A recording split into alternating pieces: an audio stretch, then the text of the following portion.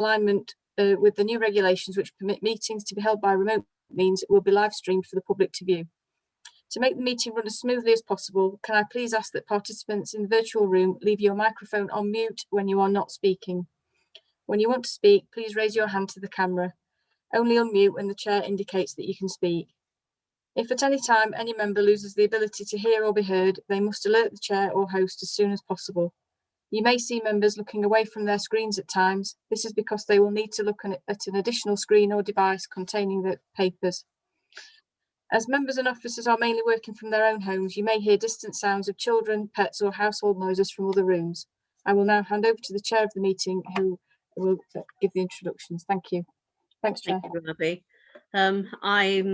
I'm Councillor Sioned Meyer Richards and I'm the chair of this committee. Due to Abby's warning, I have already given my cat some dreamies, so I hope we're not going to get disturbed during the meeting. If I do the introductions, and I'll go round the way it looks on my board, just so you know. So Abby, you've already met. Next to me, Councillor Mohammed Maroof. Councillor Mohammed Maroof, Crooks and Crosspool.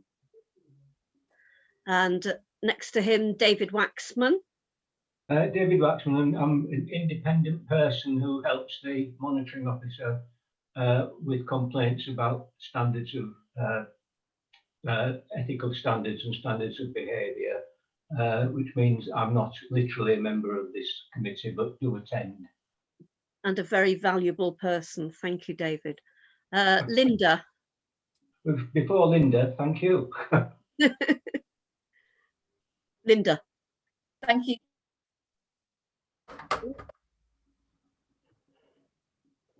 You're freezing over, or am I freezing?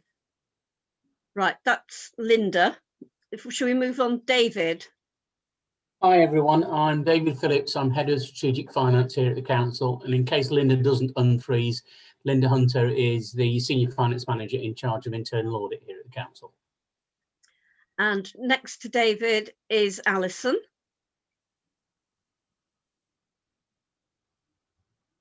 Hi everyone, I'm Alison Howard. I'm the independent member for the committee. I'm a non-voting member. Thank you. Gillian. Well, I'm Gillian Duckworth. I'm the Director of Legal and Governance and the Council's Statutory Monitoring Officer. Thank you. Adam. Adam Hurst, member for West Ecclesfield. Right. And the Vice Chair of the committee, Simon Clement Jones. Simon Clement Jones, Councillor for Beechcliff and Greenhill, Vice Chair, thank you. And next to him, Councillor Diane Hurst. Thank you, Chair. I'm a councillor for Richmond Ward. Thank you. And after Diane, I have Councillor Angela Argentio. Councillor Argentio for Broomhill and Sharrowvale. Thank you, Chair. Thank you. And next we have Hayley without your surname. So sorry if I sound a bit familiar. No, Hayley Clark, Senior Manager from EY External Audit. Okay, and next to you is Janet Dawson. Hello, I'm Janet Dawson from EY. I'm the partner now in charge of the audit, but I'll explain a little more about that when we get to that item. Okay, thank you. And next, Jenny Callahan. Hello everyone, I'm Jenny Callahan, Operational Manager for Feedback and Complaints in Customer Services.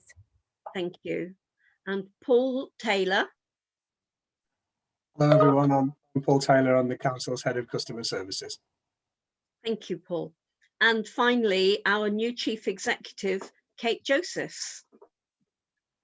Thank you, Chair. I'm Kate Josephs. I'm the Chief Exec of Sheffield City Council. Nice to be here. Welcome, welcome. So we're going to start, that's number one. Number two, apologies for absence. Thank you, Chair. Sorry, I've had apologies for absence from Councillor Josie Paschek and Joe Cairns, our other independent person. Thank you. Exclusion of the press and public, I'm not aware of us doing, we have no items for that today. So we'll move, Item 4, declarations of interest. Okay, so we'll move on to minutes of the previous meeting. If I go through them for accuracy and then for any matters arising. So we have page 9, page 10, page 11, page 12, page 13, and page 14. So can somebody propose those as a true record? Oh, sorry, Gillian. Chair, just there's an item for me on page 12. We were talking about fraud prevention activities, but there was a question raised by Councillor Clement Jones about who scrutinised business continuity, and I undertook to find that out and come back to the committee. So the scrutiny committees don't look specifically at business continuity. We pick up business continuity as part of the AGS, so the annual governance statement, and consider business continuity as one of the criteria within that. So at the moment, it looks like where it sits most neatly is actually with the Audit and Standards Committee under risk. So you know that. So I think whilst the scrutiny committees could call for some information about it, they don't routinely scrutinise business continuity. So that might be something for the committee to think about. Okay, thank you. I'm just going to pop back a step and say, can we agree the records as the minutes as a true record, please? Thank you. That's Councillor Maroof and Councillor Ernst. If we now go on to matters arising, hey ho. So page 9, page 10, Angela. I just have a query about 5.3. I wonder whether the housing information at work application has been now installed. It was delayed from December and was supposed to be completed on the 1st of February. So do we know whether that has happened?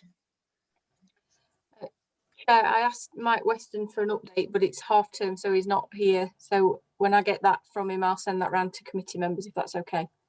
That's okay with me. Is that okay, Angela? Yes, of course. Okay. Page 11, under 5.13, just to note that the note of concern was sent to the head of HR. So that's been done. Page 12. Sorry, Simon, you've had your answer. So it looks like it's us. Are you content with that? Yeah, so I mean, as long as it the annual government statement, when's that due? Really, just to. Okay. Yeah. Sorry, Chair. Yeah, we're gathering the information together. It's pulled together for the 31st of March, and it usually gets reported through to this committee with the statement of accounts in June or July. Thank you. Page 13. I think that the item there on 7.6 will be later on the agenda. And page 14. Oh, sorry, Angela. Sorry, page 13, the 0.7.3, we are still awaiting that report with the breakdown. Yes, but I know it's due, but obviously it's not happened yet. So no, but it is being done. Okay. Right. Are there any other matters arising not on the agenda? Okay. So because we've got Hayley and Janet here, I'm going to move item 9 and item 10 up the agenda. But I'm going to ask David to introduce it, please. Thank you very much, Chair. Yes, I'll let sort of Hayley and Janet do the introduction themselves. Janet has just taken over as audit partner from EY, and she and Hayley will give you an update on the position on the audit this year. Linking to that is a short paper that the chair asked for following the last meeting, just discussing the issues facing external audit nationally, which is sort of germane to the discussion we're then going to get on where we are on the audit. Members will have seen the paper, and I won't particularly talk through it again, but it runs through my take on a number of reasons, and then again, Janet and or Hayley might want to add some extra flavour to this in due course, around the increased regulatory requirements that audit now faces. The initially shorter timetable, or the timescales have now gone back out again.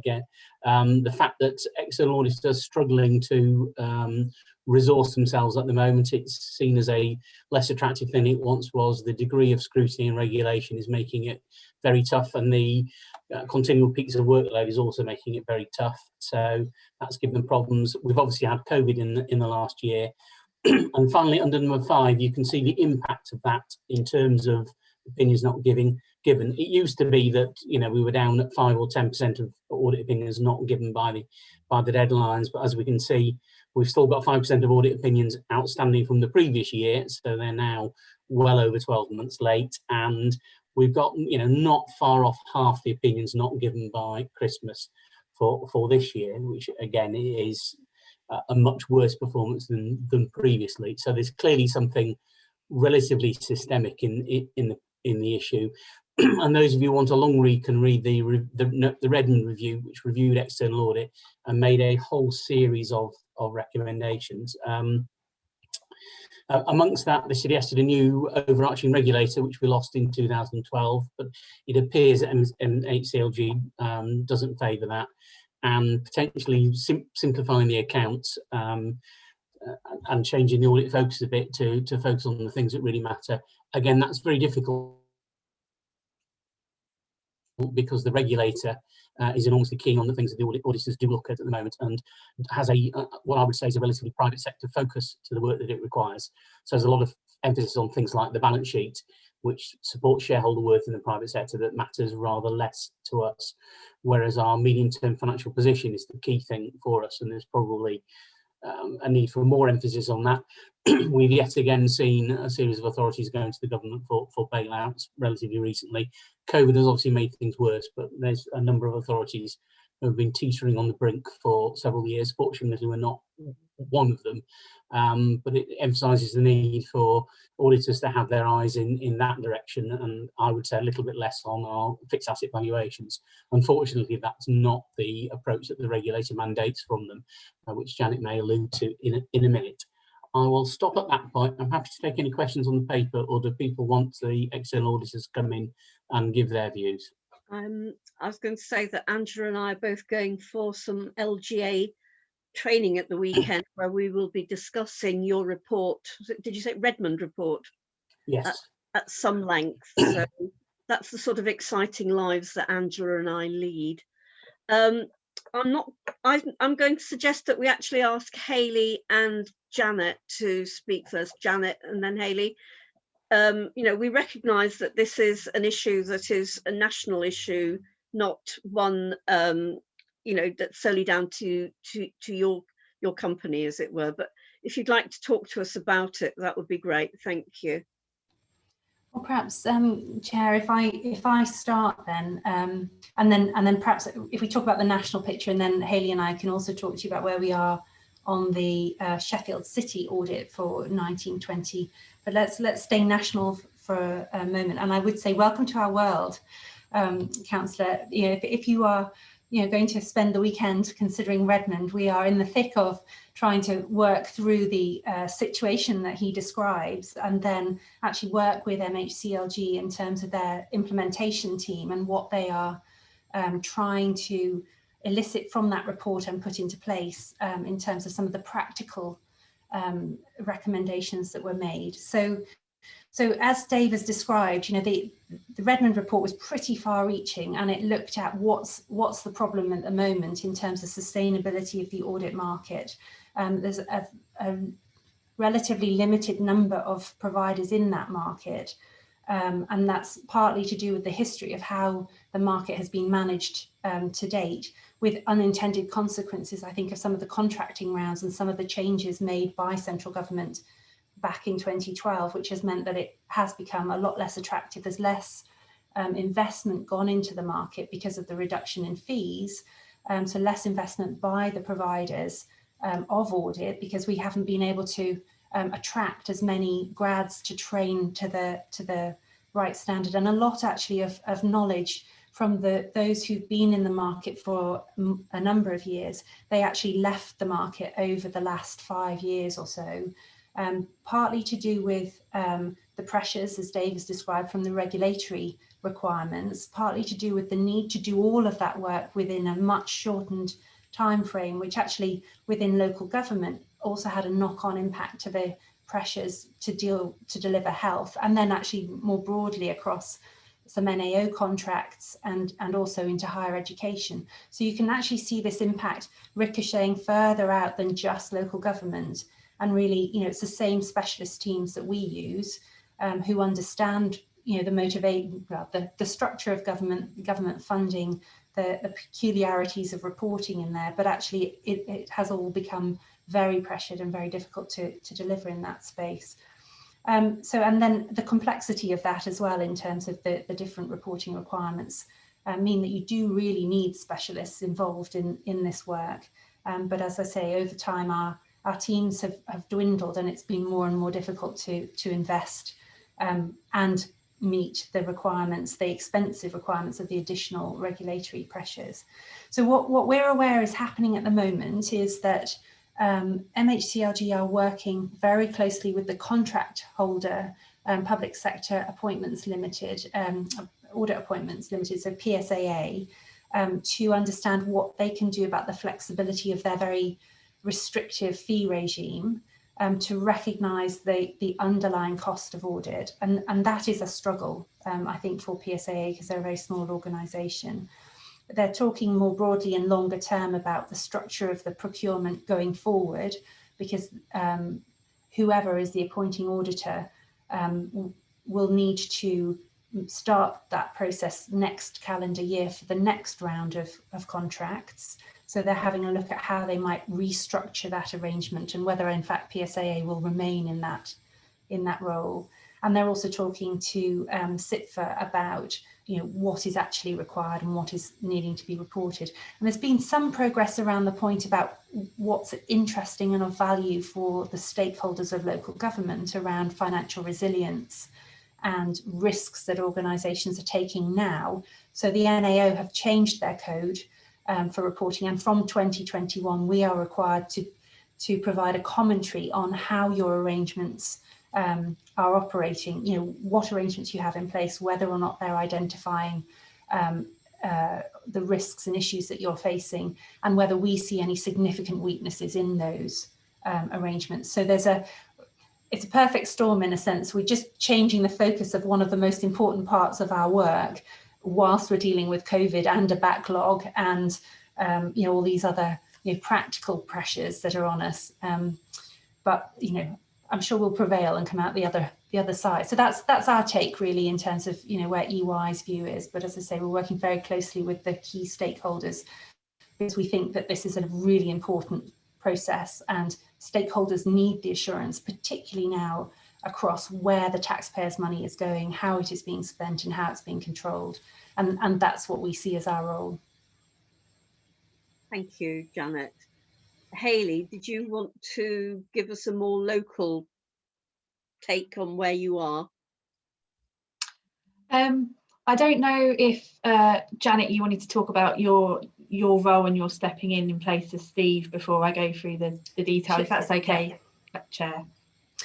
Yes, let me do that. So Steve Clark has been the partner responsible for the Sheffield City audit. Unfortunately, he is off sick at the moment at pretty short notice, and there's some uncertainty as to quite when he'll be coming back to us. And so what we felt was needed was to make sure that we stepped in, had a look across the work that's already been done, and made sure that there was no additional delay as a result of that. So I've stepped in, and I should have introduced myself properly in the start. I actually lead our government and public services practice for EY Audit. And I've worked very closely with Hayley over a number of years. So she and I are very used to working at pace and, you know, at high quality across delivery of audit. Now, what I'm trying to ensure is that this is a seamless change to me, but that we have talked to Dave about just the need to get across the file, across the work and the organisation, and understand where we are at.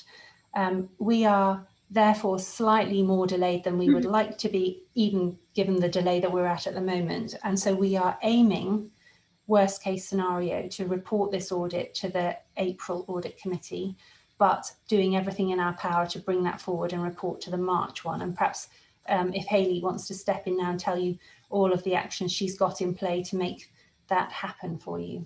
Yeah. So as Janet's mentioned, we're going through a review process at the moment, and clearly Janet needs to make sure she's comfortable with previous conclusions reached in relation to your audit. So we're working through that process at the moment. What we've managed to go away and secure, though, is a very small team to come back in early March. Individuals who have been part of the audit in the autumn, so that we're not losing any continuity there. They're going to come in, close out any remaining queries and help us close down the audit. The main things that we need to work through during that time and over the coming weeks are obviously any queries that come out of the review. We'll need to check that the financial statements are the final version and everything's been updated and corrected in them. We've got one outstanding technical matter just on fixed assets. It's not a material asset. Dave and his team have prepared a paper for us, and that's back with us for review. So we need to work through that and close that issue out. Clearly, Dave did a lot of work in terms of going concern assessment prior to, or at the back end of last year. We just need to take that forward and update that as part of closing out our conclusion on going concern, and work through things like subsequent events, etc. The other thing that we'll need to do, and are looking to do during that process, is also complete the whole of government accounts work, which means that when Janet signs the opinion, she can also sign off the audit certificate and officially close out the 1920 audit. So as Janet says, we're working to the 15th of April, but if we can do that before, we will. Suggestion would be that if we are able to sign earlier, we'll want to talk to you about any delegation that you need to put in place as part of this committee. So I think we were going to suggest that we do that at the March Audit Committee if it looks like we're going to be able to sign sooner rather than later. The only other thing just to touch on is when we had our conversation with Dave last week on the changes, you know, clearly there's some concern about then how do we kickstart the 2021 audit, because normally by now we would have completed our planning procedures. So what we'll try and do towards the back end of March is put a debrief on this year's audits and put a plan in place that means that we can, you know, do a lot of the work behind the scenes while Dave and team are obviously very busy with, you know, budgets and preparing the 2021 accounts. So just to say that we've got that, we'll have that in hand, and we can give you an update at either in the March committee or the April one. Okay, that sounds almost optimistic, Hayley. I've got Maroof followed by Simon. Angela, are you also wanting to say anything? I'm sorry, carry on, Maroof, but Angela, you're usually got a good question as well, so think of one. Thank you, Chair. I mean, my concern is, I know external auditors have got a lot of pressures on them at the moment. I was at an event recently of local authorities, and I think David's touched upon it, and maybe I've raised the issue with David before, and I might be repeating myself again today, but one of the issues that I'm seriously concerned about is obviously fixed asset valuations.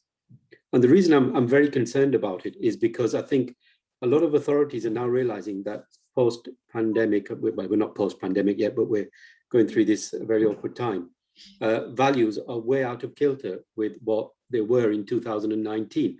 And I'll give you one example, Chair, which is, I think it's in Coventry. They've recently sold a shopping centre, which had a capital value of about £40 million in the asset valuation. And it has recently been sold for 4.8 million. So that is an absolutely substantial reduction in value. And similarly, I came across one somewhere in the Manchester area where it was worth £1 billion in the asset valuation, which was based in the 2019 figures. But where we're at now is a fraction of that.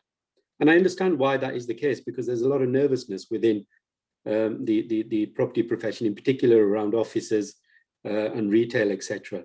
So the question really is, it might be the wrong place to pitch it here, but if we're going to be signing something off, then clearly there should be some regard to the fact that we have got this serious problem. I know we're not that bad in Sheffield, but a lot of other local authorities have invested heavily in property and relied on it as revenue income. So not only do they lose capital, they also lose revenue, which could have a substantial effect on the bottom line. So I just thought I will remain concerned about that, Chair. Thank you. Fine. Shall I throw that one at David?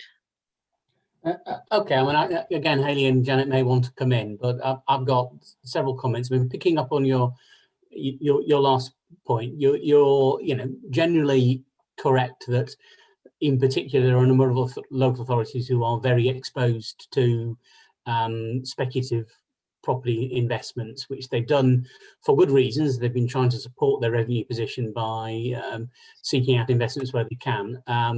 Unfortunately, I would say local authorities aren't necessarily very great at doing this. If the private sector's not taking on the investment, it tells you that you need to be a little bit beware. And we have a number of local authorities far too heavily leveraged and exposed to losses on their revenue position because they made speculative capital investments. There's a however coming. However, that's very much not what we've ever done in Sheffield. We don't invest in anything outside of Sheffield, and we don't invest in anything other than for regenerative purposes. So members will be aware we've got a scheme called Heart of the City, and have you seen the buildings going up? And if Janet ever gets up here, she can look at them as well, which is actually about regenerating the city centre. There is a degree of risk in that, obviously, but that's something we keep under constant review, and we've revised the figures this year. And Hayley and her team have very much looked at those. We follow a sort of standard required valuation approach on that. And Hayley and her team have spent a lot of time with our valuers looking at our valuation methods. And similarly on the West Bar development, which is our other potential development, which is not over the dotted line in terms of being signed yet, and won't be until probably post elections now, so May-ish. Again, Hayley and team have been all across that. So whereas I quite agree with your sentiments and concerns more generally, and it is undoubtedly true that particularly with Heart of the City, which is a very big scheme, there is a degree of risk in that, and there is a smallish degree of revenue subsidy involved. Those numbers have been rerun this year, and the auditors have looked at them, and we're happy there's not a massively increased risk at the moment. I've said before, they are phased, but Heart of the City in particular is a phase by phase mixed development scheme, so we can slow down and pause it, and it's got a mix of retail and leisure and housing and things. So we are spreading the risk across as much things as possible. But you're right, Councillor, if absolutely everything crashes all at the same time and doesn't recover, that does expose us to some degree of risk. But we, and nothing is risk-free, but we are doing it for absolutely the right reasons to try and regenerate Sheffield. We are not trying to make a fast buck by buying up a business park near Heathrow Airport and then subsequently wishing we hadn't, or even investing in a green energy company, which in other times might seem a good idea, which is costing Nottingham 50 million quid this year, because again they've had to wind it up with 300 redundancies and massive losses. So we have been very careful to try and keep things within our boundaries, not speculative and commercial. But it is an area that the auditors are talk to us all the time on and keep both eyes on, because they're aware of the risk too. Thank you, David. Yeah, I understand you're keeping a very close eye on it, David, and I welcome the regeneration of the city centre like everybody else does. We can't deny that. but the concern still remains within the property profession in particular around any mix of retail and offices together, which from my experience of the event that I was at about 2 weeks ago, nearly every authority is actually suffering from that. And it's clearly going to be something that we need to keep I'm being devil's advocate here, it's something that we really need to keep an eye on. Yes, I mean, just putting my other hat on, would you really sign off anything at this stage on a property side? If David suggests we buy Meadowhall, I will stop him, I promise, Maru. Chair, you do that, because we don't want to buy Meadowhall at the moment. Thank you. Simon.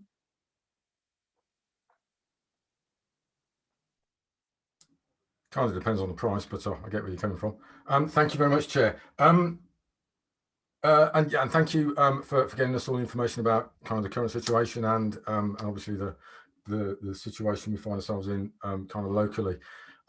So really, all I really like to ask, I'm not entirely certain who to pitch this at, is what are the risks of the situation we find ourselves in? Kind of, you know, what are the administrative risks, if you like, sort of the ones that are on paper, and what are the actual risks?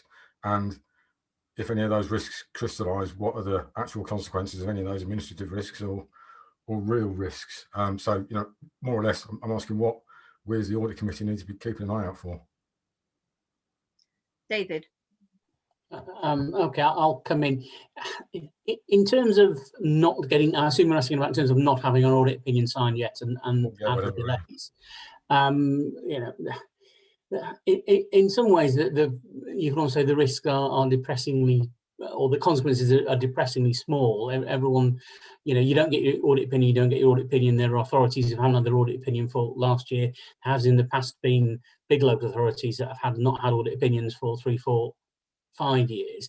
It is potentially reputationally embarrassing if you can't get your audit opinion. And if we were involved in speculative ventures, it might cause bankers and people to be less keen to lend to us, because one of the things they expect before they lend to a body is that they see a set of audited accounts, and if they don't see a set of audited accounts, that is normally a red flag to them that there's something going on. However, we're a tree in a forest at the moment, being as 42 or 43% of local authorities haven't had their audit opinions given. So whereas, you know, everyone would be pointing at us and laughing if we were one of half a dozen that couldn't get our accounts done, as most people have, and as we've explained, you know, we've had challenges from COVID, and the auditors have had a series of challenges we've run through. We're not on our own here. So the bigger risk is almost the one that Hayley talked about and we discussed last week, that if you get behind on this year's audit and then you've got to catch up next year, and it can easily snowball into, you know, a number of years of things being late. We're now running into, you know, as you know, budget at the moment, and then we've got year end, and then we've got our accounts prep to do before the auditors can come back in. And there are various things we'd expect to do, like having a lessons learned and changing things and having a look at our statement of accounts, seeing what we can improve. And because we're still dealing with last year, we're not focused on the going forward side. Now, it is not quite so bad for Sheffield as some places, because we do have a team doing the budgets and a separate team doing the accounts, and we have a bit more capacity than teetering on the wall district council would have, where the same person's doing absolutely everything. But even so, it's that side of things that concerns me a bit, that once we get behind, actually catching up again is quite difficult. And the longer things go on, you know, the longer ago people prepared accounts, and the harder it is for them to get back and remember what happened and why and when, etc. So there are a series of administrative challenges. Not really a great reputational risk at the moment, I don't think. As colleagues from EY want to add anything to that. Thanks, Dave. And I would echo that, actually. I think that as a tree in a forest, I think that's a really apt description at the moment. And it is about how do we all work to pull that backlog back under control. This is back to having that debate with MHCLG about how long will that take, over how many years. So not setting very tight timescales for this next year will be helpful. although at the moment they're out to consultation, which suggests that whilst they might give local authorities longer to prepare their accounts, they're still not going to give auditors more than 2 months to get the audits done across the country. So we need to do a little bit more persuasion with them around, you know, understanding that still won't work in a year of backlog. But I think also the things that we will be doing will be looking at the priority audits in terms of those that we can do swiftly and with continuity of staff.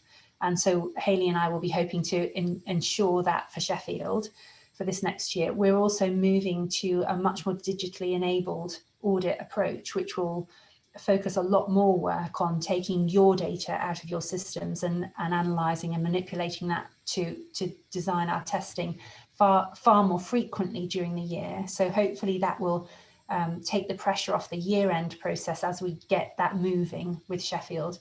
But the challenge for you then will be, are your systems going to be able to support us to do that? And are your teams also going to be in a position to be able to help and respond on that perhaps more regular basis as we move into the 21-22 audit on that basis. So it's definitely recoverable.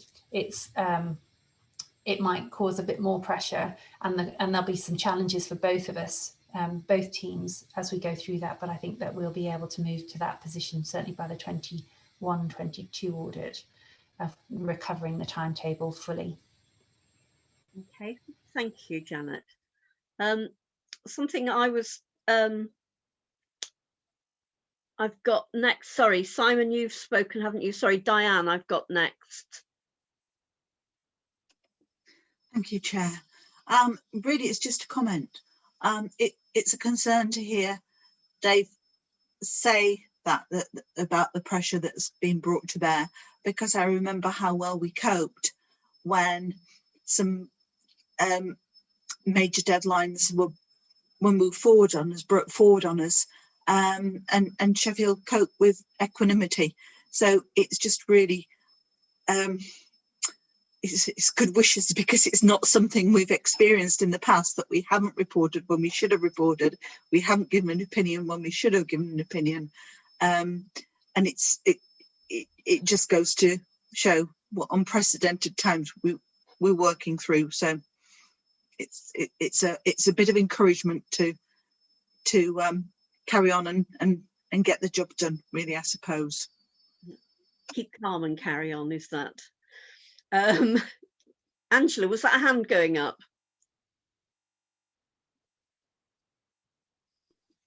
But I can ask a question if you want. I'd love you to. Thank you very much, Janet and Hayley. I am concerned because you know, we've seen representative from E&Y most of the meetings that we've had nearly monthly, you know, since the autumn, and it was only last month, I think, that we had the first inkling that something wasn't quite right, and I'm just hoping, you know, keeping my fingers crossed that everything is okay. I understand that, you know, your workload must be ginormous, but obviously we don't want the knock-on effect being late for next year, because I don't think there is any kind of leeway in terms of when the next audits need to be you know, we will go back to normal dates, won't we? There is no kind of extensions, I don't think, for at least for you.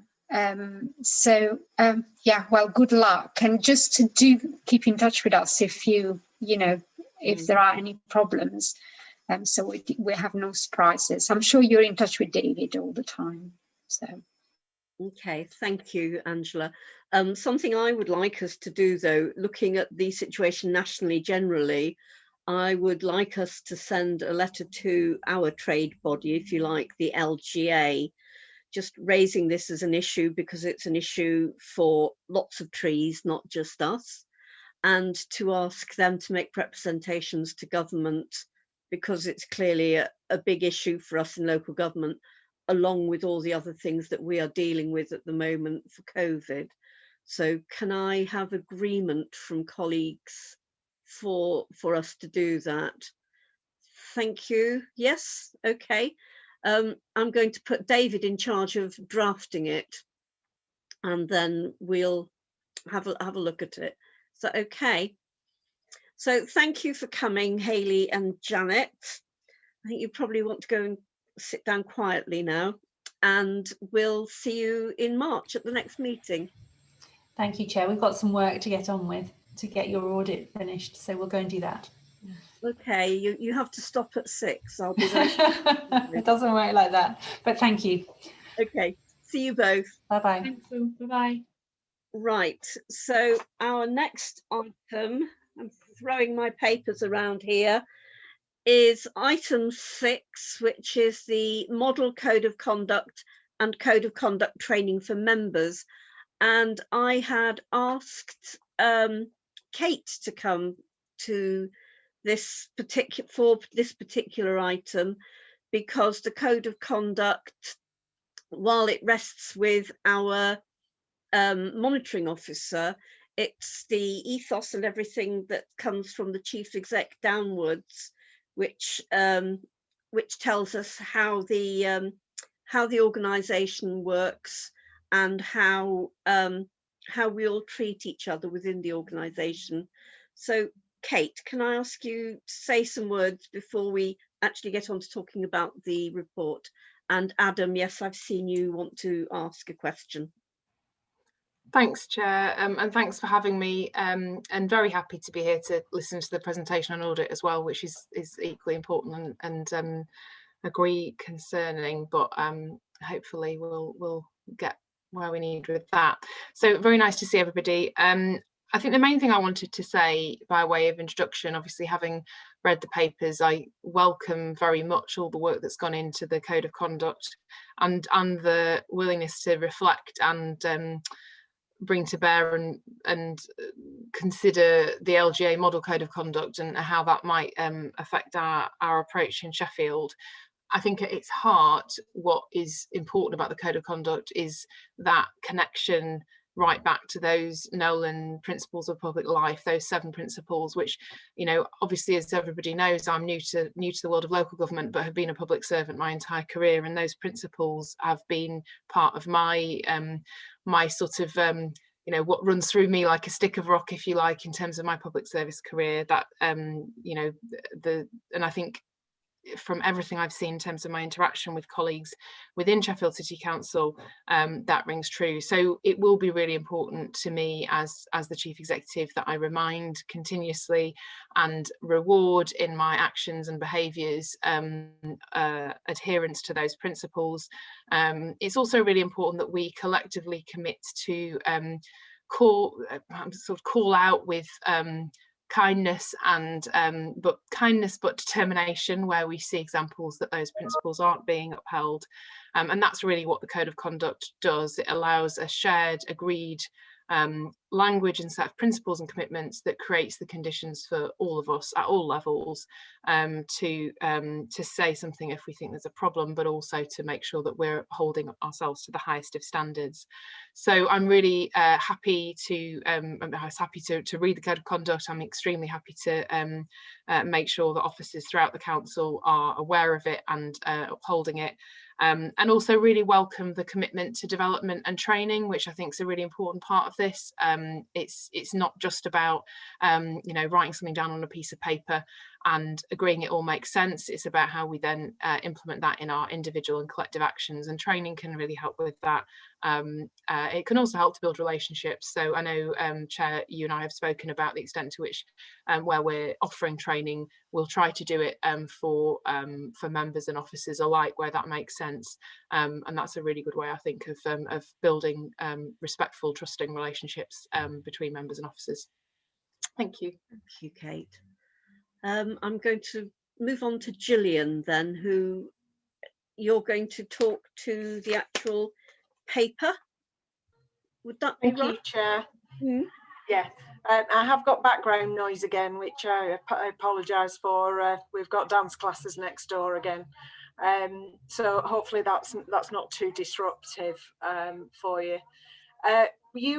Members will remember or recall that very recently we approved a new an amended code of conduct for members and co-opted members, and we did that following a workshop that we had in September, October 2019, where we considered the report that had been produced by the Committee on Standards in Public Life. Within that report, there were a series of recommendations. We adopted some of those into our code. At that point in time, when the report came through committee, you may recall that we did note that the LGA were about to produce a model code. Due to the COVID, etc., we weren't sure how long it was going to take for that. It's been produced, so hence I've brought this back now for committee to consider whether it would like to make further amendments to our code of conduct to reflect the model code, or whether you're happy to keep the code as it is with the recommendations in.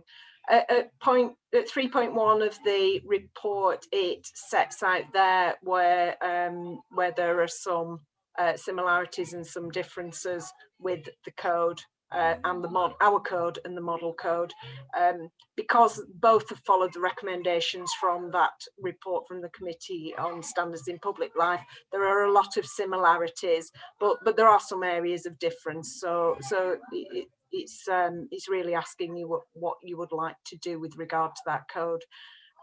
Point 3.2 then goes on to training for members. We talked about training, and I said I would bring back some proposals.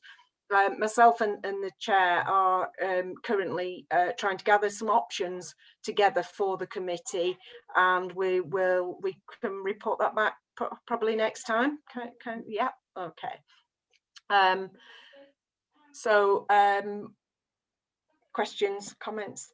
Okay, I just wanted to say that I was pleased that our independent members had viewed the model code and come up with some comments which feature on our agenda here, and I think that those are very helpful too. I don't know whether, was that David, were you one of the people who did that? So did you want to say any more, or should we just say thank you again to you? I think all 5 bullet points I recognise, so I assume I wrote them. And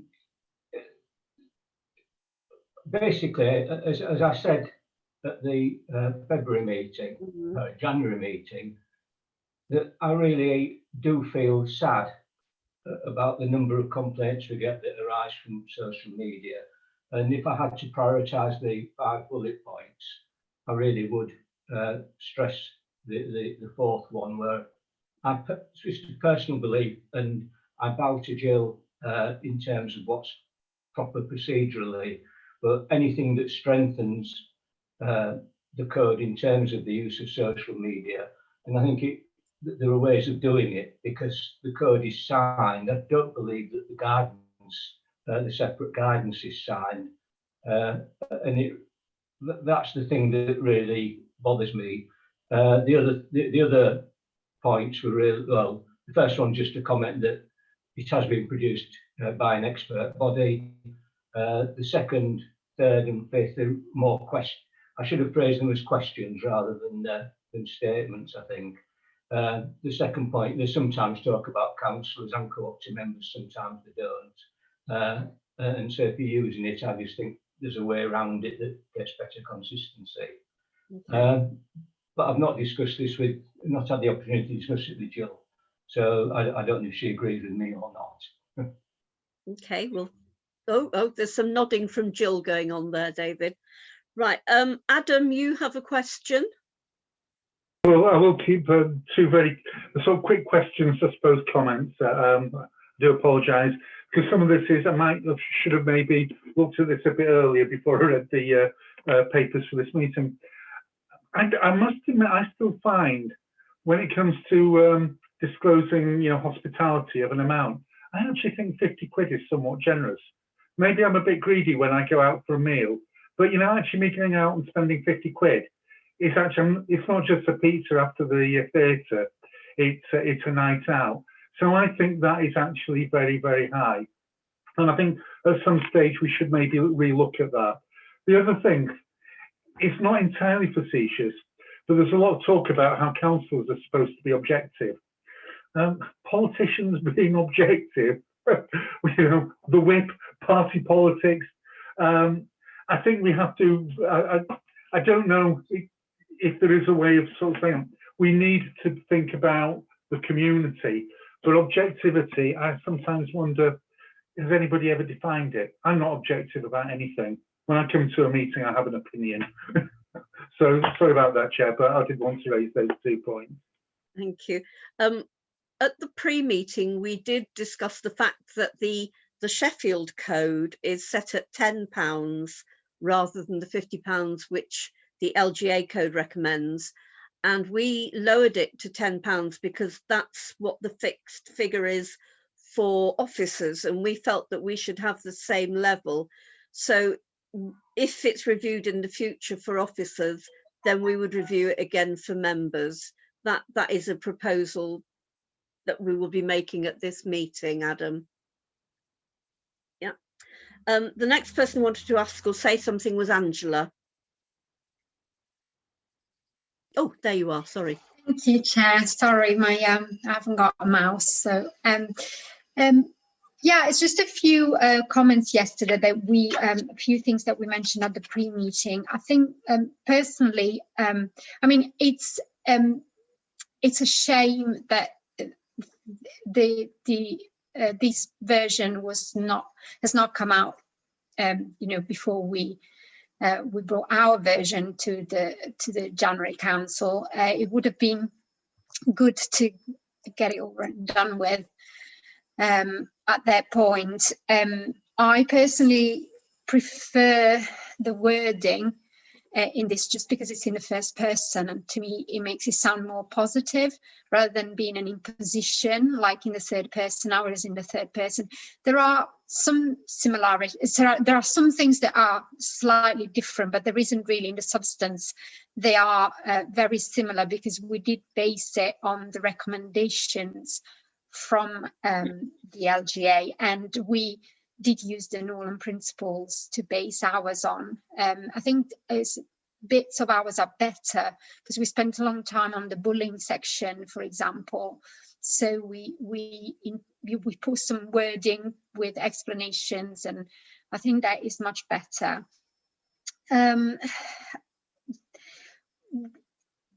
What my main issue with this is the fact, I know that it's not in our committee remit, but I think it's very important that this goes hand in hand with what we do with staff and officers as well, because it's got to do with the culture of the whole council, the whole authority.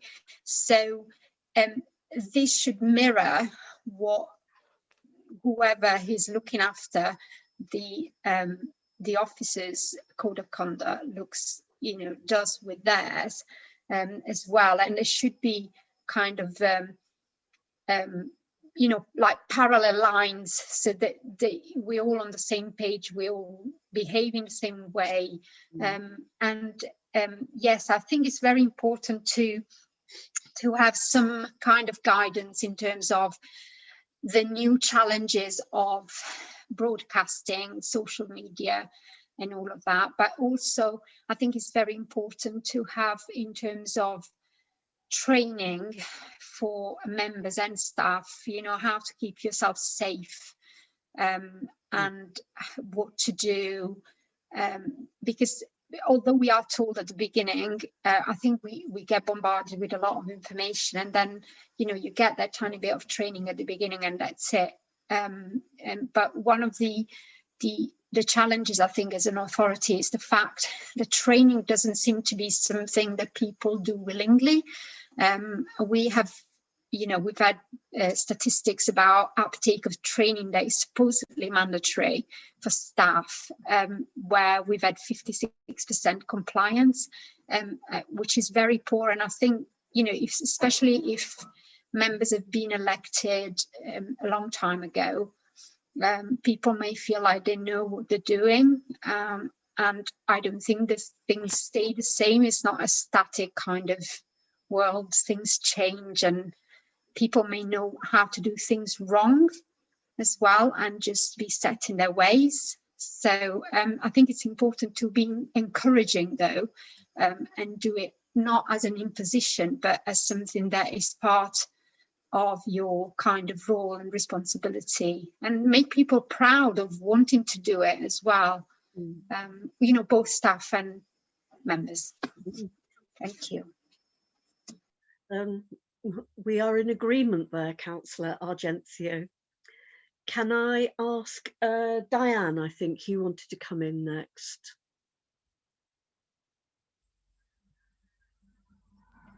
Thank you, Chair. Very simple point.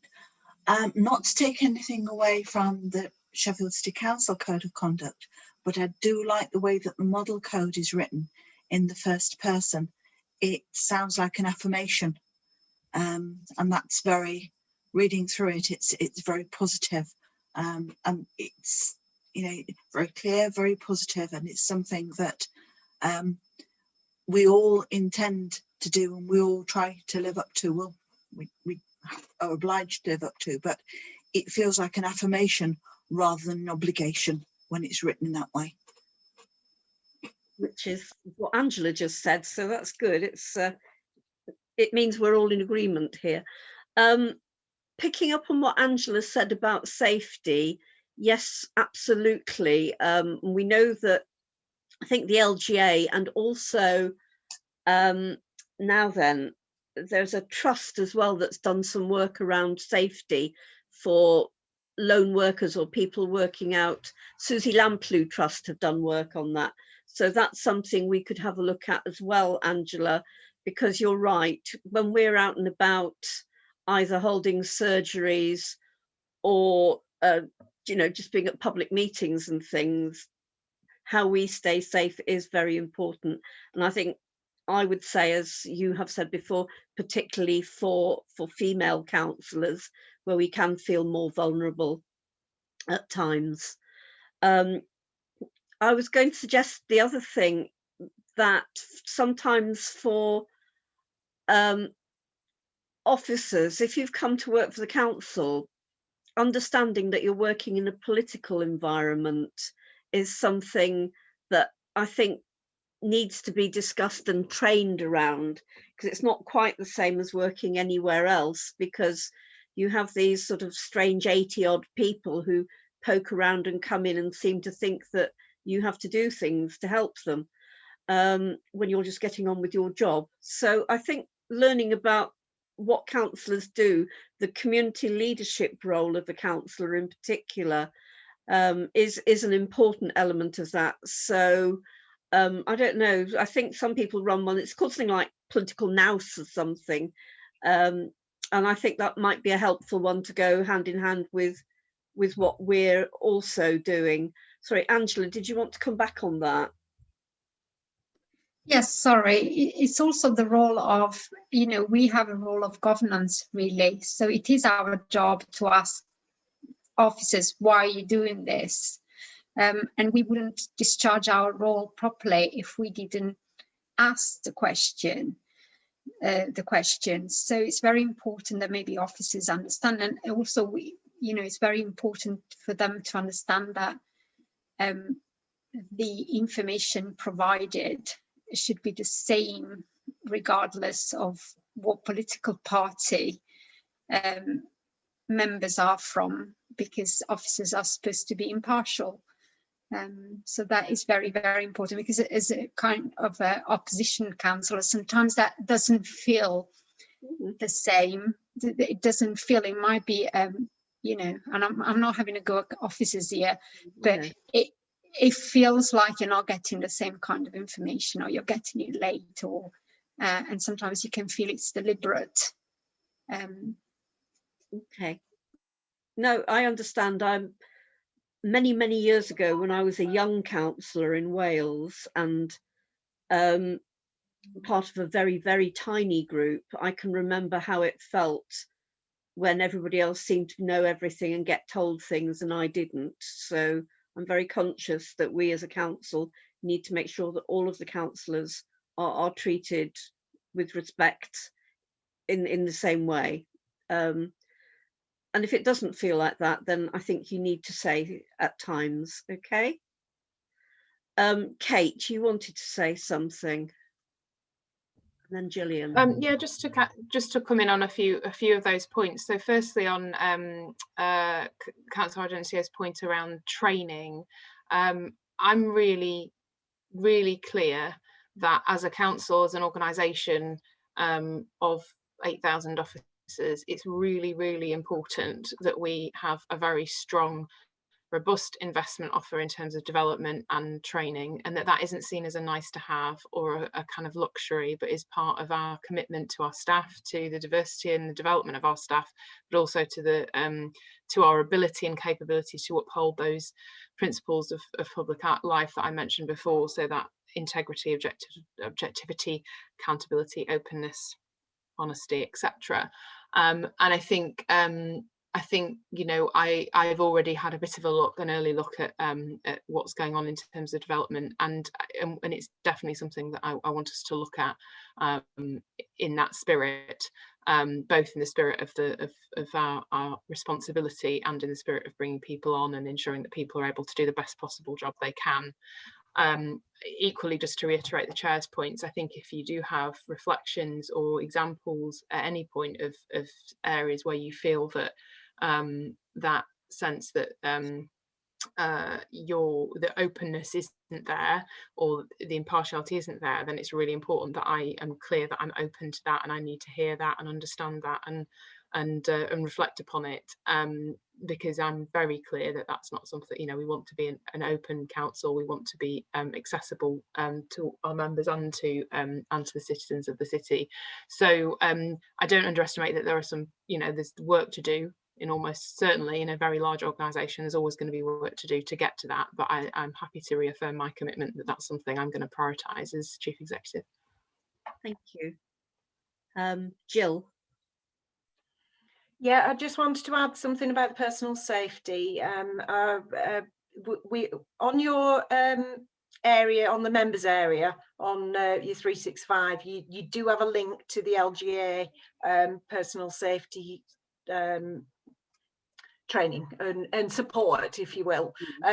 Actually, so I was having a look at it today, and there are some really good suggestions about how we might help you, you know, or feel safer, perhaps promote champions within your groups, etc., that sort of thing. So I think, you know, this is probably the start of a conversation. Let's talk about that. It might be something that you suggest maybe I take up with the whips, you know, and I can talk about how we might develop that between us, both members and officers, to give that additional support to members, and then they do feel that they've got that personal safety training behind them.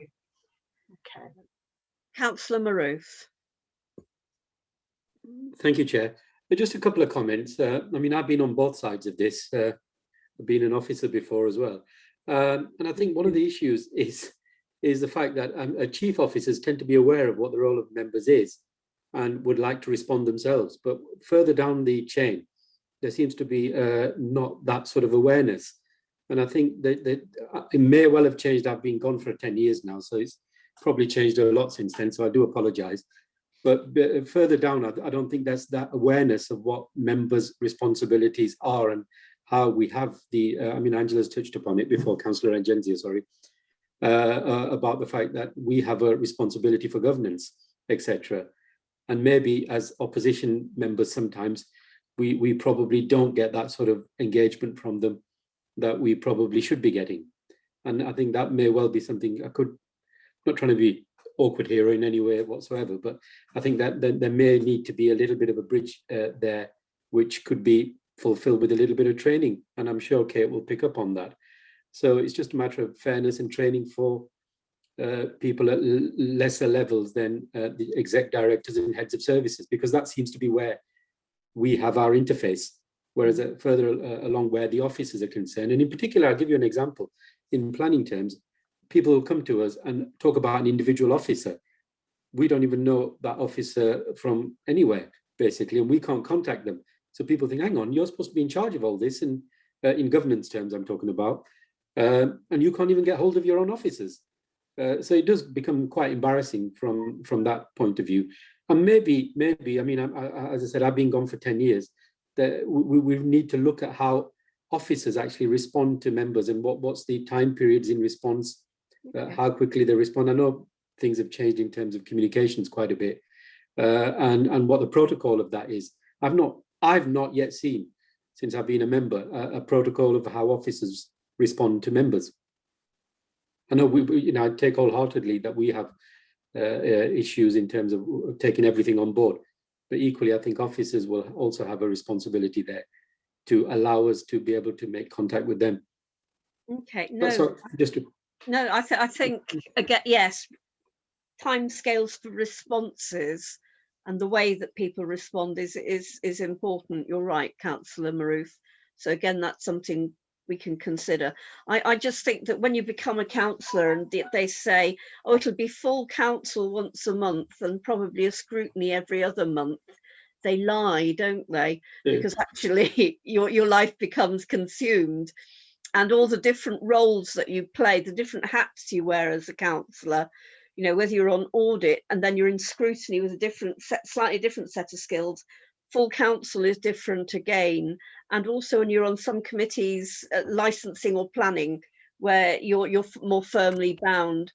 And sometimes you're in a meeting thinking, which sort of hat should I be wearing at this meeting?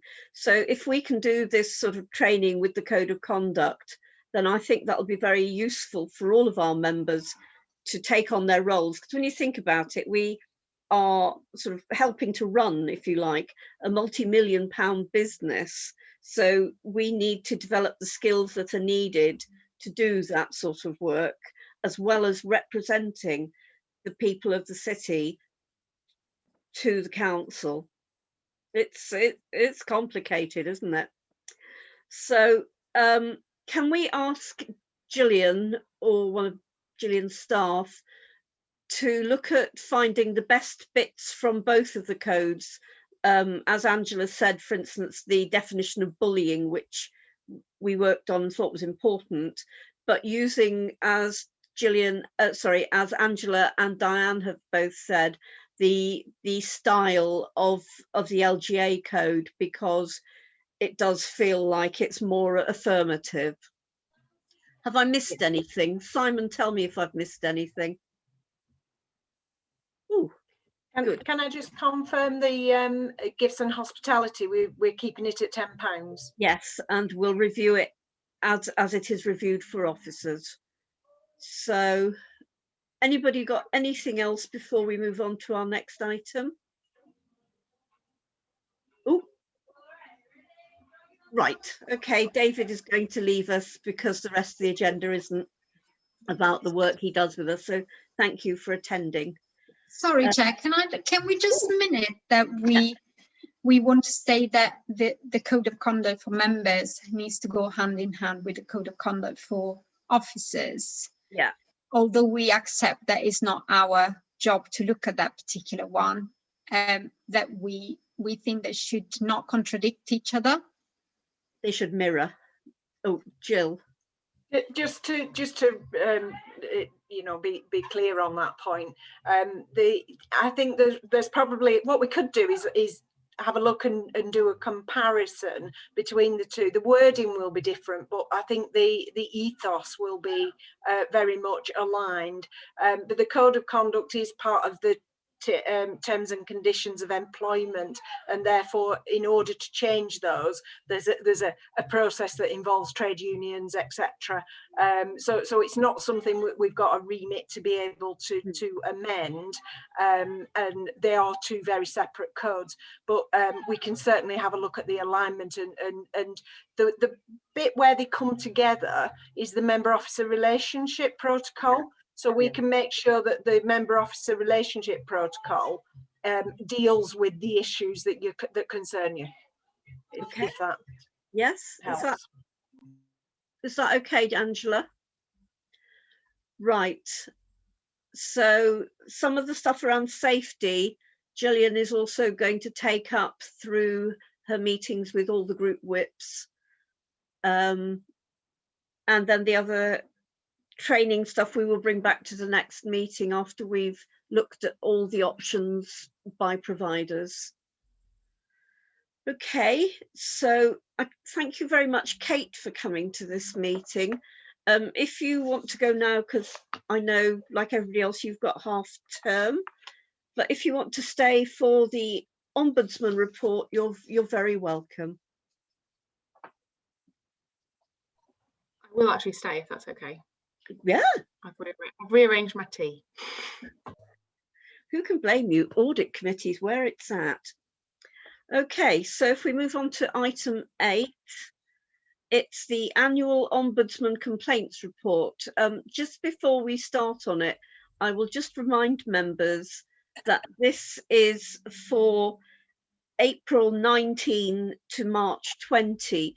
So the two quite big Ombudsman reports we've had, which have been around SEN and around trees, aren't the ones that are considered in this report, and they will be in next year's report.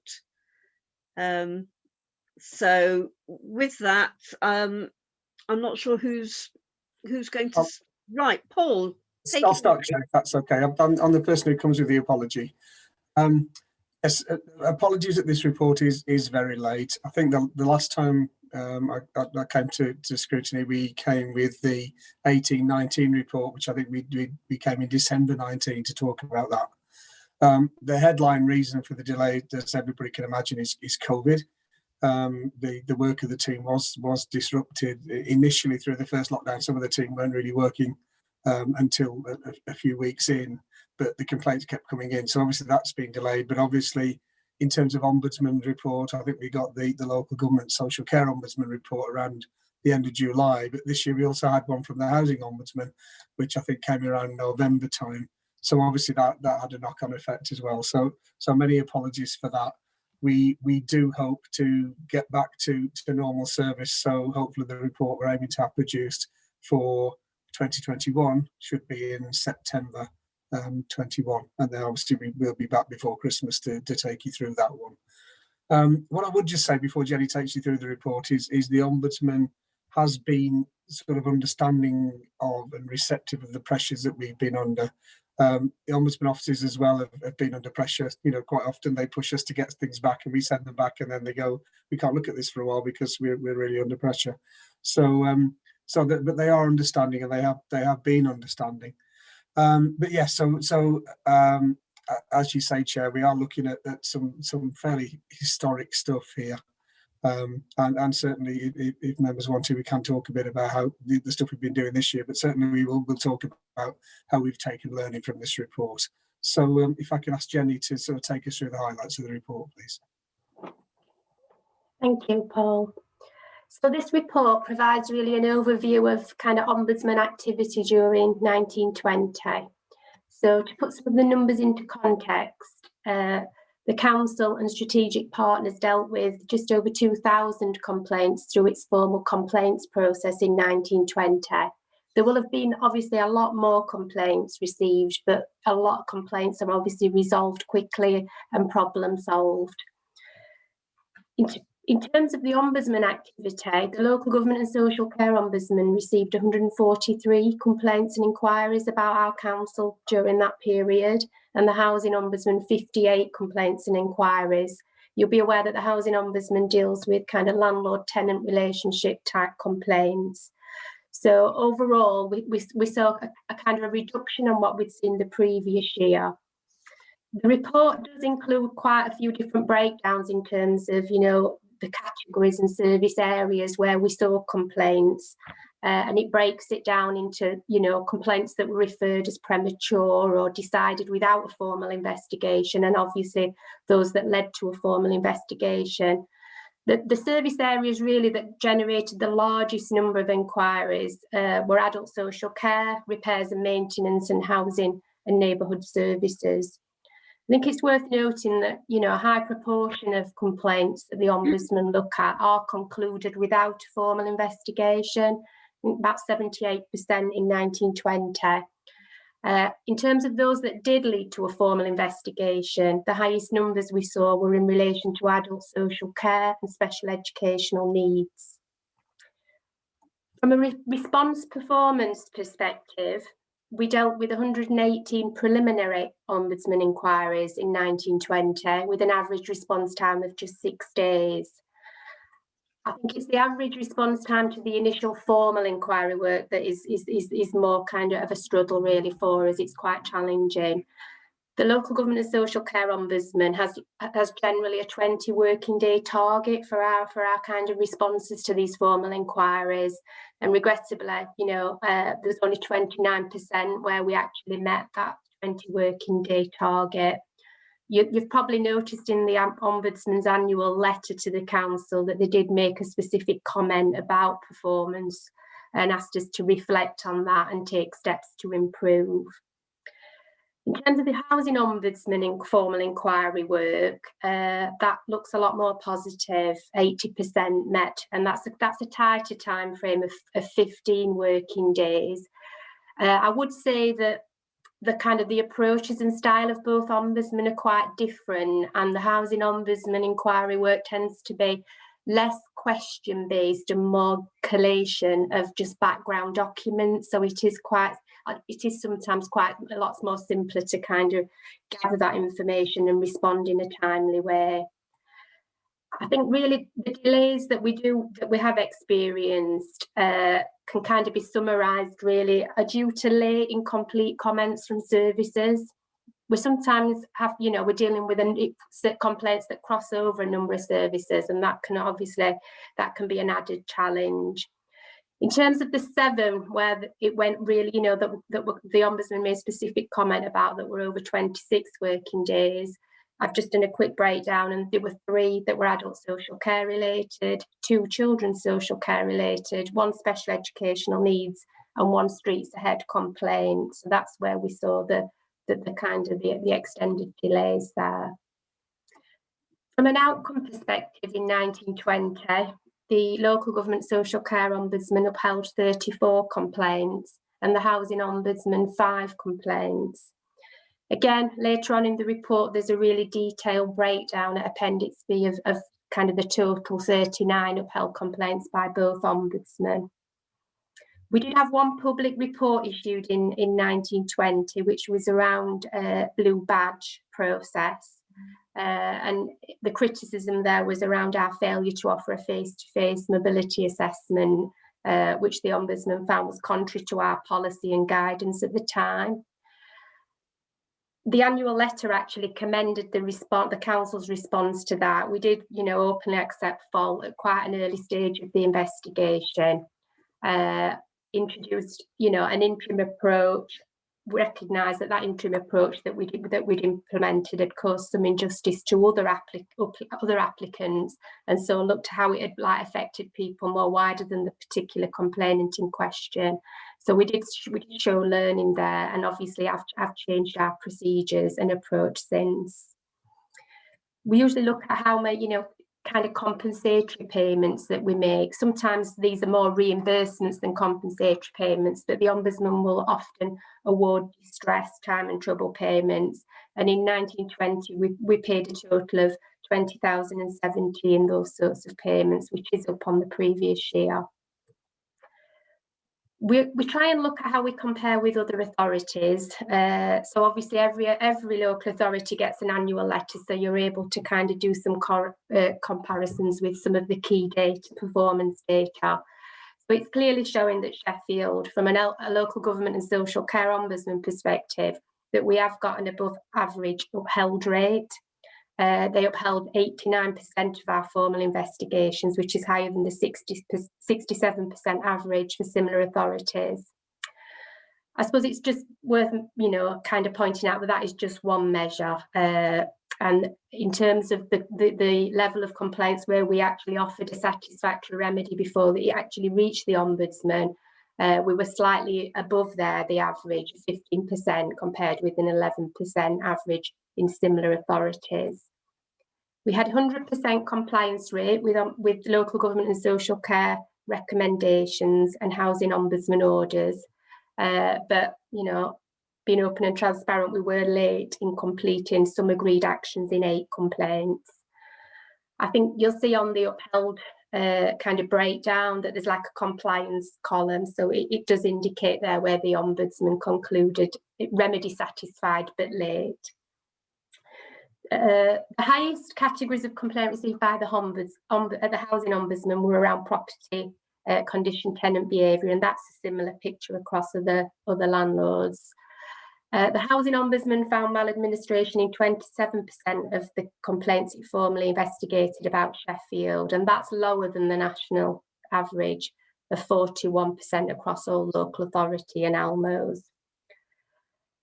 At section 3.13 of the report, kind of summarised some of the key points of learning really that came out of the Ombudsman casework from 1920.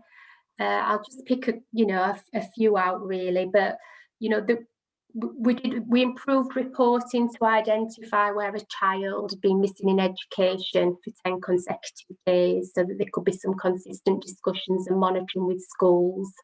That was something that Sendas did. There's been a couple of reminders to staff about, you know, the importance of keeping accurate and complete records around inquiries from an adult social care perspective. Been public information leaflets. I know Sendas have worked with the Parent Care Reform Forum to improve some of their fact sheets. Children's kind of looked at their child arrangement order policy because the Ombudsman kind of investigation highlighted some inconsistencies in wording around discretionary powers. We've mentioned the blue badge and the changes we made there. And some other things around public information and wording of some statutory notices that were also kind of tidied up. So the report concludes really looking at what we were focusing on from an actions and areas of improvement for kind of this year, really 2021. So obviously for this year, one of the main kind of priorities was to kind of maintain this statutory complaint handling, our council's responses to Ombudsman inquiries. Despite all the disruptions to service delivery that we've obviously experienced due to remote working and COVID-19. So it has brought added challenges this year, and I think Paul's already mentioned the Ombudsman have been really flexible this year. They paused initially. The Housing Ombudsman stayed open throughout, but we have been able to kind of maintain that kind of those responses and negotiating some extensions where we need it. A key thing for us really this year is trying to reinforce service ownership and improve our kind of monitoring tracking around casework so that we can try and focus on improving the timeliness and the response times. The way we're trying to do that really is to just make sure that relevant heads of service and directors are copied in when we're requesting and chasing up comments on the formal inquiry work. We're also centrally as a team now proactively making contact with services in advance of some of the internal deadlines that we've got, just to make sure things are in hand and are on track, so that we can have those early conversations with the Ombudsman's office if we need to and agree extensions.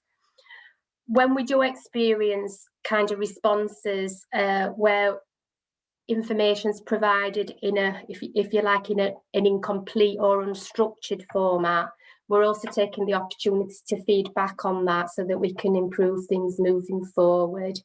And I know some of these issues have been discussed recently at EMT in terms of, looking at how we can, messages from senior managers in terms of promoting that kind of ownership, service ownership and oversight. Another key action for us this year was in response to the Housing Ombudsman issuing some guidance, well, a code really on complaint handling. So it was a requirement that we completed a self-assessment against that code. So I've worked with colleagues in across housing and neighbourhood services and repairs and maintenance to do that self-assessment exercise, and that is now published on the website. And I'm working with those managers on an action plan to address some of the findings that came out of that.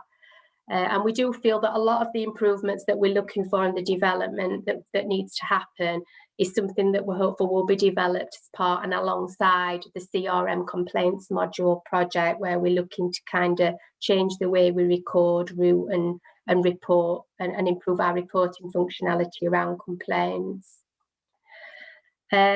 It's good that Kate's here, because one of the things we do need to think about is the governance and the sign-off of some of the formal Ombudsman inquiry responses. Historically, those responses were always signed off by the Chief Exec, but whilst we had an interim Chief Exec, that kind of was delegated down to Exec Directors. So we do want to take an opportunity to review that with the new Chief Exec now. And I've already briefly mentioned that we have obviously got a complaints module, new system that we're building as part of the CRM development. Jill Duckworth is actually the sponsor of that project and has obviously got a clear focus on what that looks like from a customer's perspective, as well as all the benefits we're hoping that will bring officers from a reporting point of view. In terms of where we're at, Paul can probably come in terms of where we are at the project, but we, just generally process mappings underway to inform the build. And I think we've got another project board meeting early March where we'll be looking in terms of agreeing a scope and timescales. Okay.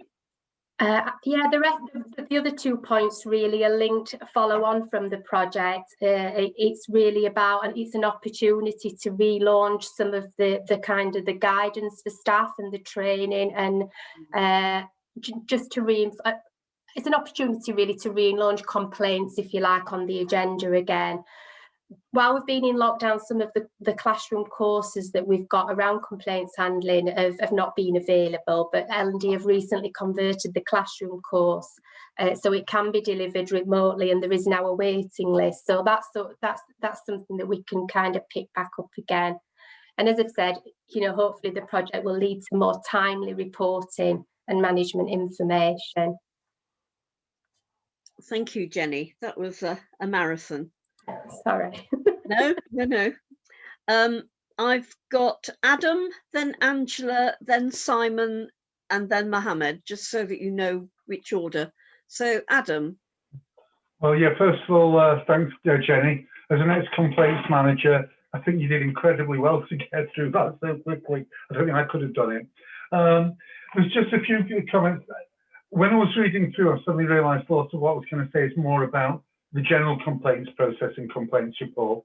But I think I'll just suffice to say, I think I would like to see that come to the scrutiny at some stage as well. Yeah. But some of the, I think the main one that I would like to take from this is, well, I think there's two. First of all, I think it's a bit ironic because I'm going to be, when the Ombudsman starts criticising us for being late and meeting deadlines, they are the worst at it. Do as they say, not as they do. Having said that, I do know that handling complaints at all levels, if you don't do it in a timely manner, you are guaranteed to make the matter worse. Yeah. I had one bloke working for me and it drove me mad. He could uphold all the complaints, the complainants loved him, but you could guarantee it would go to the next stage because they were so sick of waiting for how long it happened. I think that is a really, really important thing to take away from the Ombudsman. And it does stick in the craw a little bit, given how bad they are at keeping to deadlines. And then the other one is you did mention the informal complaints and the problem solving. Again, one of the issues I had was we had some brilliant managers who were very good at problem solving that sort of tell us the number of problems solved. And then on the 1% of occasions where somebody wanted to come back, they haven't recorded it and all sorts of heck. So how do you record the informal and how they're done? And also I think when we talk about lessons learned, rather guess you should apologize, but it's how do we actually report? Because somebody said this, we are now doing that. I'll leave it at that. Thanks, Chair. Thank you, Adam. Yes, I think that last point in particular. Paul or Jenny? Yeah, just on the point of bringing general complaints to scrutiny, Councillor Hurst, yes, absolutely. We were thinking that that's probably the way forward, so we'd welcome that. Also, welcome your comments about the Ombudsman. I think that falls into you might think that I couldn't possibly comment sort of category. So thank you for that. In terms of informal complaints, I mean, Jenny will have something to add on this. I think it's fair to say there's an inconsistency around the way the informal complaints are being recorded. Obviously, with the new process, when we move into the CRM process, that will give us an opportunity to revisit that and make sure that they're being sort of more properly recorded. But I don't know, Jenny, do you want to say a bit about informal complaints as we are now? Yeah, as you say, it is patchy across the authority. I think housing and neighbourhood services and repairs and maintenance have been ahead of the game on this, and have recorded complaints that have been problem solved at that informal stage for quite a while. So we've got something that we can build on there.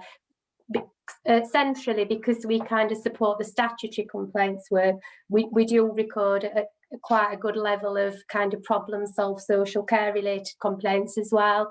But I think everywhere else at the moment, the kind of the procedure and the guidance around it is just for services to keep a local record. So as you said, there's not really that much monitoring of that.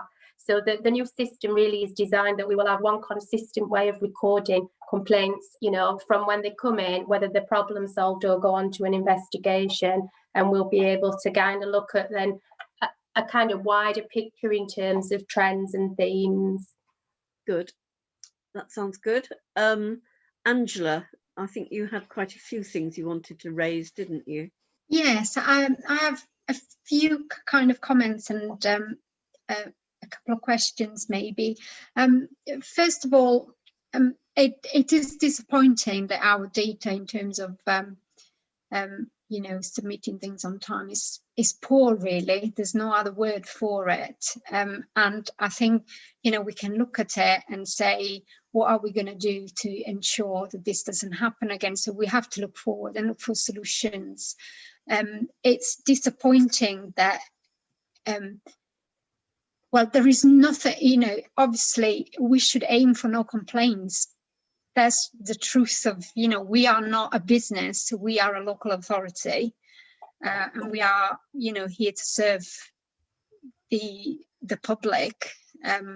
We're not like here to make money or to scam people. So we should aim for our services to work as seamless as possible. And it is disappointing that it's in particular people who are very vulnerable who seem to be the ones that end up you know, facing the you know, the most difficult kind of complaints. You know, we've got adult social care, special needs, you know, people who already struggle, you know, just to get what they need. I mean, I can imagine families trying, you know, I was reading through the few cases of adult social care and thinking it's already really difficult to put your parents in, you know, in the care of other people. And then for things to go wrong is heartbreaking, really. And similarly for people who have children who already have special educational needs, to then, you know, struggle to get a place or struggle to get the services that their children are in need of, it must be really, you know, as a parent, it must be heartbreaking. So for me, what I always think is like complaints is that what we get is the tip of the iceberg, because I wonder how many people don't complain because they don't know how, or because it's too complicated. And I anecdotally already have said this in pre-meeting. I have recently experienced complaining to Sheffield City Council through work. It was handled very quickly, I hasten to say, and sorted very, very quickly, just in the last, you know, few weeks. But I had never tried to actually complain, so I never actually done it. And to find the department I was trying to complain was not actually straightforward. First of all, the complaint bit of the the website is not on the first page. You have to actually search for it. And then the bit I wanted to complain with was right at the bottom, in a very general kind of complain about another department kind of thing. So before the pre-meeting, I went and tried to complain in Nottingham, and it's much easier. It's very straightforward. The website is not cumbersome. And Paul, I remember at that meeting in December 2019, we talked about the website and how difficult it was for people to complain. And here we are over a year later, and we're still talking about it. So I know that we've had COVID, but, you know, where are we with that? You know, we talked about having an app. We talked about how people should be able to complain in different ways, not just through the website. I was trying to think today how many people I have put complaints on behalf of as a councillor this year, and I think it's 3 or 4, and it was because people couldn't do it online. They tried, or they just didn't want to try to do it online because it's not something that they like to do. So they've written to me and said, I've read all this, please, could you put this as a complaint? And I've passed it on. So actually complaining is not that easy as a process. So I wonder how many we actually don't get in terms of general complaints. And often people complain because things are not, you know, they might not complain for the right reason. They might complain for a minor, you know, they're not come to repair my boiler when they said they would, and go straight to complain. But still, you know, in terms of minor things, we should really, people should be able to do it easily, so that we can improve. I think I had something else, but I've lost track of what I was trying to say. Thank you, Jenny, for the report. Can I come back, Chair, on a few? Yeah, I was going to say, what are the plans for moving to the front page? Well, I think the complaints project, I think, gives us that opportunity to completely review the whole way that people are recording complaints, because what will happen with the complaints project is as soon as somebody makes a complaint, then it drops into the system. So in effect, as soon as we've received that complaint, it's on the system, and we'll move forward from there. But you're quite right, Councillor Angel. I think there has been a delay in terms of refreshing the website, and I think this project gives us a chance to do that. And I would hope we should be able to do that within the next few months, which is as the project begins to hit the ground and begins to start to run. So guilty as charged, really. Obviously, we then have to influence a number of other people in terms of getting the website work done. But I think because we've got this project, we've now got the momentum to make that happen. I hear what you're saying about how we shouldn't have any complaints. I think it's important to draw that line, though, between, I mean, members will be aware of all the work that's been done around customer experience and the customer experience programme and trying to improve the customer journey. I think complaints is one of the most rich sort of veins whereby we can learn about the customer journey. We're actually feedbacking complaints, and we're wanting to pick up more of the feedback as well, because we do receive compliments and things that people think we're doing well, and we've not really picked up on that as well as we should have done. And it would be nice if we can come back at some point to tell you about the stuff that we're getting fed back, which is positive. But certainly, yeah, we should be aiming for less complaints, but I think we also need to feed what we're learning from complaints into the whole customer experience and the whole journey. So yes, I certainly wouldn't expect, he said, that the next time I'm sat in front of this committee, we're still looking at it not being an easy journey for people to go via the website and through all the other routes to be able to complain as well, because yeah, we need to make sure that's as simple as possible for people. So Paul, you said you need to influence people. Who are the people who need to be influenced in order to progress improving the front side of the public facing side of complaining? If you've got a great process for complaining, that's good, but if you can't get into it or can't find it, you know, no wonder it's good.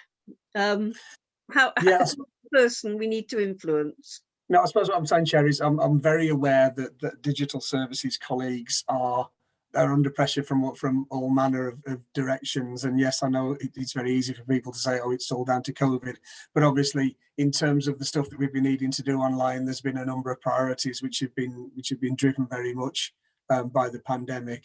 And so I think we've needed to be mindful of that. But I think we're now getting to the point, and particularly because we're doing a new complaints project, I think we're at a point where we can get an appropriate degree of priority to revise the whole way that people can complain online. Jill, are you the sponsor of this? Yes, I am. Yes, yeah. That was one of my first questions. What does the front end of this look like? And therefore, I will be very keen to see how that progresses going forward, and it'll be part of the project. So we can make sure that it's integrated into it, and we get the right people involved in order to make sure that all that's plugged together. And can we have some updates on it at future meetings then? And we'll be sending Angela out as a mystery customer to keep finding how to get in. You have to have other names, Angela. Right, Simon, you wanted to come in. Thanks to Gillian and Paul for the report. It's not really a question, a comment directed at them. It's really around obviously what the report is for us to see, you know, what's going on and what's not going right. And obviously reading the report, EHC, educational care, EHC plans are you know, feature quite big in there, and we've had the Ombudsman's report. Anecdotally, when I'm talking to my colleagues, they've all got recent stories about problems that their constituents have had accessing this, or you know, and I mean, over the years I've been involved in some of these, and the council seems in some instances to fight too hard. I mean, I don't know anything about the individual, you know, how these have progressed, but it does seem to me that sometimes the council does. We all know the budget constraints, but it seems to me that is making them kind of fight too hard against some of these things sometimes. Obviously, then parents and carers have to take other routes. I mean, obviously, you know, sometimes they go to law, and obviously sometimes to the Ombudsman to get their redress. So it seems to me that, as I say, there's been an issue with this. We've had the other Ombudsman's report. So my recommendation would be that we get a report to the next audit committee specifically on this, on kind of where we are now, and you know, what steps are being taken. Lessons learned. And that's about it, really. Thanks. Okay. Thank you. It would certainly be good to have a preliminary report on it, wouldn't it, Simon? I'm not sure. How long have we had it now, this report? Gillian, are you waving at me? Sorry, I just wondered, I thought you wanted an officer to come in. I'll be very happy to have one come in. Ideally, yeah. I mean, as I say, really, the issue is obviously this is a year old. We've had the other Ombudsman report, expecting the other one in June. Yeah. I'd really like to know what the situation is now, and how we are responding to this. Okay, so can we have a progress report on the implementation of the recommendations from that report, is what you're asking, Simon? Yeah. Well, and anything relevant since, really, because I say this is from this actual report is from way back in the Greybacks, but say me and my colleagues are dealing with this, you know, right now. So. Thank you. Jenny. Yeah, I think obviously because we deal with, as you say, there are a number of EHC related complaints that I'm kind of dealing with from an Ombudsman perspective. We are obviously feeding back at times to the Ombudsman on what's going on. So my understanding is there is an improvement plan, and I think that's the thing where perhaps the service can speak to that improvement plan. That would be good to see, please. Great, yes, absolutely, thank you. That within our purview, Gillian, before I tread on somebody else's toes. Yes, is it specifically around the SEND that you're concerned, or are you, because if it is, then we can ask Andrew Jones, who's the director, who's got responsibility for that area, to come and talk to the committee. It's just a bit more difficult if it's a wider discussion that you want. No, that would be it, wouldn't it, Simon? It's very specific to the EHC plans, because it's that I keep hearing, and so. Okay. Okay, yes. and, oh, sorry. And finally, Maroof. Yeah, fine. I think a lot of what I was going to say has already been said by Simon, because I shadow the education portfolio, and the number of cases that I'm recently getting on EHCPs in particular is quite alarming, because I even had a case last week where a parent rang me and was in complete despair. She's been trying 4 years to try to get some EHCP for a child who was 10. And she was almost saying that she wrote me a letter saying, I'm almost at a nervous breakdown because I can't get through to anybody to look at my issue. And this is not isolated, as Simon said. We're all getting these issues on a regular basis. And I'm getting to the point where I suddenly, because I'm seeing more of this than other people, that almost we're almost at an emergency stage in SEND. And I'm glad that report is going to come back to this committee through Andrew Jones. But in terms of what actually gets complained on and what doesn't, is I'm aware that there's been hundreds of tribunal cases around EHCPs, where we obviously spent huge amounts of time trying to defend our position, and we're not very successful at it very often. So the amount of money that gets spent on that is going to be fairly high. And what is really interesting here is as well, talking to parents and talking to other people as well who do want to make complaints. Complaining at the Ombudsman level is really at the highest level. You've really got to be committed to actually want to put a claim in the complaint in the first place, to be able to go through that process, because it's quite time consuming for the complainant, as well as the officers dealing with it is quite time consuming. So I think a lot of people, and I think some of my colleagues have touched upon it before, a lot of people give up. They just say, forget it, there's no point in me complaining because nobody's going to listen to me. And it's so much work to do, they just move on. So the issue here for me in particular is how many complaints do we really have that never get that far? So the data for that is going to be terribly important. And already we've touched upon that as well. And in particular, the areas that are very concerning, obviously, apart from educational healthcare plans and SEND, is around housing repairs. And it seems to be the two directorates, place and people, which consistently seem to be getting quite a number of complaints. And dare I say it, this is just the tip of the iceberg, because these are the people who actually complain to the Ombudsman. If you multiply that by, I don't know, 5 or 10, there may be a great deal more. Even I would not, if I had a complaint, I haven't, but if I had a complaint, I wouldn't want to go through this process. So presumably there is going to be some sort of mediation process that takes place, because the sort of recall position seems to be just go straight to members, and we pick up quite a lot of people's issues and then direct them in the right way. So there is something that I know Jenny and Paul have touched upon it, and thank you for that. But I think we need to step it up a little bit more in terms of making it easy for people to complain, because I know we're saying we welcome constructive criticism, but we're not going to get constructive criticism if the process is so cumbersome. And I know some of it we can't deal with because it's the Ombudsman's the way the Ombudsman operates. But to get to the Ombudsman stage, it probably takes a year or so, I would imagine, unless the system has been streamlined. So there are a number of points I've raised there, and I'm glad the SEND stuff will be coming back, Chair, because I think I am extremely concerned about that area. Thank you. Okay, thank you, Chair. Sorry, I'm the Chair. Sorry, thank you, Councillor Maroof.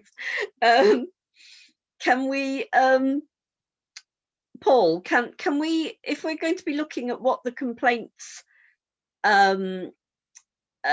process is going to be, what input, what are you going to ask members about, and what you're going to ask members of the public about? Because are you just going to do it from your experience, or do you want to talk to some members about some of the issues? You know, like you've got Angela there, who's found making a complaint quite difficult, and other experiences. Are you going to tap into us as a really good resource for you? I think that would be really helpful. You know, we are now getting to the point where we're doing a lot of the process mapping stuff, but now we need to move into doing the do, really, Chair, in terms of what the process is going to look like, how easy it's going to be to use, and crucially, how easy is it going to be for citizens to be able to put complaints in. So I'm looking for a nod from Jill on this, I think, but I'd be quite happy if we come back to a future meeting, perhaps in a couple of months, just to talk through a bit more about the process and to get members' input. I think that was the right answer, wasn't it? Does anybody else have any other things they want to raise about the report? I think we've noted our disappointment at missing timescales, and we hope that that's going to improve. We're glad that there has been some learning nonetheless, and that you are planning further improvements in the service, and continue to work well. And thank you. Right, so our next item, I think, is the Future Work Programme, which has now changed completely because Simon has added so much to it.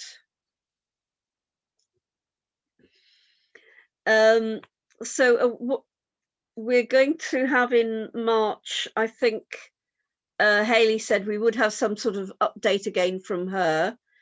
We're going to have universal credit update. We wanted to know how things are panning out there.